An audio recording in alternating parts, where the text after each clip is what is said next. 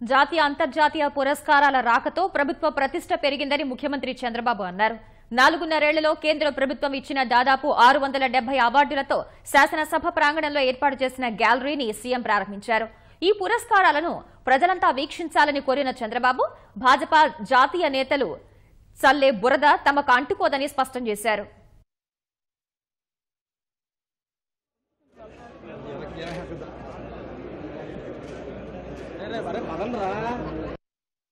ఇది ప్రజలు కూడా చూడాల్సిన అవసరం ఉంది. ఎందుకంటే ఈ అవార్డ్స్ అనేది నేను అవార్డ్స్ గా చూడడం లేదు, ప్రభుత్వం యొక్క పనితనంగా చూస్తున్నా. ఈ యొక్క పనితనంలో ప్రజలకు జరిగిన మేలు గురించి ప్రతి ఒక్కరూ గుర్తుపెట్టుకోవాల్సి కోరుతూ, ప్రతి ఒక్కరు కూడా చూస్తే వాళ్ళకు ఒక నమ్మకం.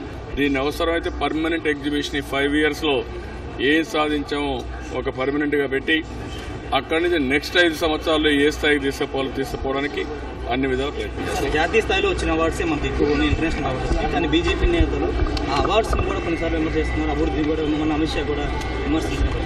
నేను ఏం చెప్పాలి వాళ్ళకి, వీళ్ళు చేయలేరు. ఎవరన్నా కానీ కష్టపడి పనిచేసి ముందుకు పోతే చూసి ఓరవలేరు. బురద జల్లే కార్యక్రమం మాత్రం చేస్తారు. వీళ్ళు జరిగే చల్లే బుర్ర తిరిగి వాళ్ళ మీద పడుతుంది.